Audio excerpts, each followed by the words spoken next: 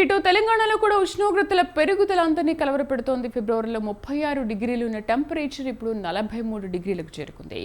రాబోయే రోజుల్లో 45 డిగ్రీల వరకు ఉష్ణోగ్రతలు చేరుతాయని వాతావరణ కేంద్రం హెచ్చరించింది. ఉత్తర తెలంగాణ జిల్లాలో ఆదిలాబాద్, కొమరంభీం, ఆసిఫాబాద్, నిజామాబాద్, మంచిర్యాల, నల్గొండ, సిద్దిపేట, కరీంనగర్, వనపర్తి జిల్లాలో ఎండలు ఎక్కువగా ఉంటాయని వాతావరణ కేంద్రం తెలిపింది. తట్టుకోలేక ప్రజలు తీవ్ర ఇబ్బందులు పడుతున్నారు. పెరుగుతున్న ఉష్ణోగ్రతలతో బయటకు రావాలంటేనే ప్రజలు ఆలోచిస్తున్నారు. ఇక ఇప్పటికే రాష్ట్ర వ్యాప్తంగా 40 డిగ్రీల పైగా ఉష్ణోగ్రతలు నమోదయ్యాయి. ఇక ఏప్రిల్, మే నెలలో ఎంతవరకు ఉష్ణోగ్రతలు చేరుకుంటాయని ప్రజలు ఒక ఆందోళన వ్యక్తం చేస్తున్నారు. ఇక 2 నెలల పాటు ఏ విధమైన ఉష్ణోగ్రతలు ఉంటాయో వాతావరణ అధికారి శ్రావణి మేడం అడిగి తెలుసుకుందాం. మేడం, ఏప్రిల్, మేలో ఉష్ణోగ్రతలు ఎక్కడి వరకు చేరుకునే అవకాశం ఉంటుంది?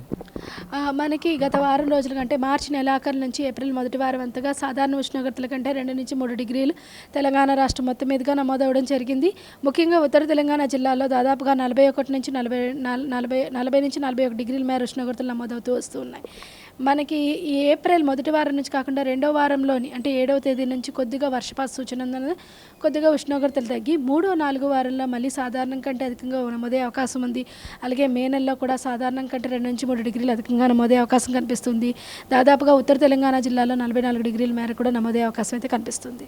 మనకి ఈ ఏడాది ఫిబ్రవరి మొదటి వారం నుంచే ఎండలు ఎక్కువగా ప్రారంభమయ్యాయి మేడం. అంటే మార్చి 21 అట్లా ప్రారంభం కావాల్సింది. అంటే ఎందుకు మేడం ఈ ప్రభావం మనకి ప్రస్తుతానికి ఎండలు? మనం దాదాపుగా మనకి దీనికి లాంగ్ రేంజ్లో అంటే మనం చూసుకున్నట్లయితే లార్జ్ స్కేల్ ఎఫెక్ట్లోని మనకి ఎల్లినో కొంత ప్రభావం అని చెప్పవచ్చు. ఈ ఎల్లినో ఏంటి, దూరం నుంచి ఎల్లినో ప్రభావం అనేది మన లోకల్ సిస్టమ్స్ని డిస్టర్బ్ చేస్తుంది అనమాట. సాధారణంగా ఉండాల్సిన సిస్టమ్స్ అన్నీ కొద్దిగా డిస్టర్బ్ అవ్వడం వల్ల మనకి ఫిబ్రవరిలో రావాల్సిన వెస్టర్న్ డిస్టర్బెన్సెస్ సరైన డిస్టర్బెన్సెస్ రాకపోవడం వల్ల దాని యొక్క ప్రభావం మనకి దాదాపుగా మనకి ఉష్ణోగ్రతలు అధికంగా నమోదవడం జరిగింది. మార్చి మొదటి వారంలో కూడా సాధారణం కంటే అధికంగా నమోదవడం జరిగింది. రెండో వారంలో కొద్దిగా ఉత్తర దక్షిణ ద్రోణుల ప్రభావం వల్ల అలాగే మనకి వెస్టర్న్ డిస్టర్బెన్స్ వల్ల వర్షపాతం నమోదైనప్పటికీ నెలాఖరులో సాధారణంగా మనకి ఉష్ణోగ్రతలు నమోదవుతూ సాధారణం కంటే అధికంగా నమోదవుతూ వస్తున్నాయి అన్నమాట. తెలంగాణలో ఇప్పుడు 44 నుంచి 45 డిగ్రీల వరకు చేరుకునే అవకాశం ఉందంటున్నారు. గతంలో ఎప్పుడైనా ఇలాంటి టెంపరేచర్ మనకి నమోదయ్యాయి మేము తెలంగాణలో? దాదాపుగా మనకి 15, 16లోని మనకి వడగాల్పులు అధికంగా వీచాయి. అంటే సాధారణ ఉష్ణోగ్రతల కంటే 2 నుంచి 4 డిగ్రీలు, 5 డిగ్రీలు కూడా అధికంగా నమోదవడం అయితే జరిగింది. ముఖ్యంగా ఉత్తర తెలంగాణ జిల్లాలో మెదక్ పరిసర ప్రాంతాల్లో, నిజామాబాద్ పరిసర ప్రాంతాల్లో మనకి వడగాల్పులు తీవ్ర వడగాల్పులు కూడా వేయడం జరిగిందనమాట.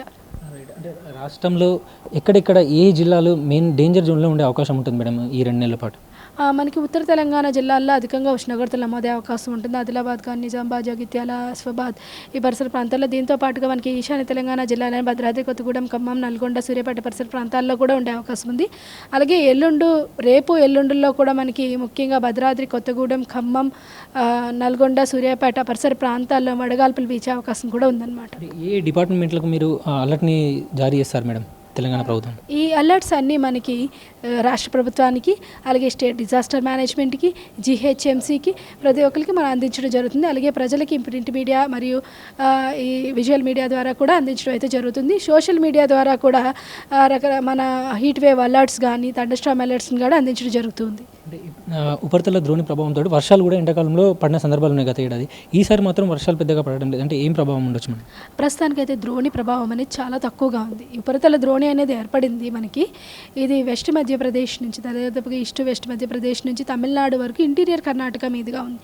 ఆ ద్రోణి మనకి తెలంగాణ రాష్ట్రం మీదుగా ప్రవేశించినట్లయితే మనకి ఖచ్చితంగా వారికి ఉరుములు మెరుపులతో కూడిన వర్షపాతం నమోదవుతుంది. ఇదే విధమైన పరిస్థితి మనకి 7, 8 తేదీల్లో ఉండే అవకాశం అయితే కనిపిస్తుంది అనమాట. రైట్. తెలంగాణలో ఈసారి ఎండలు ఎక్కువగా ఉండే అవకాశం ఉంది. అదేవిధంగా ఎండలు ఎక్కువ ఉన్న సందర్భంలో రాష్ట్ర ప్రభుత్వం సంబంధించిన అన్ని ప్రభుత్వ శాఖలకు కూడా తాము అలర్ట్లను జారీ చేస్తాము.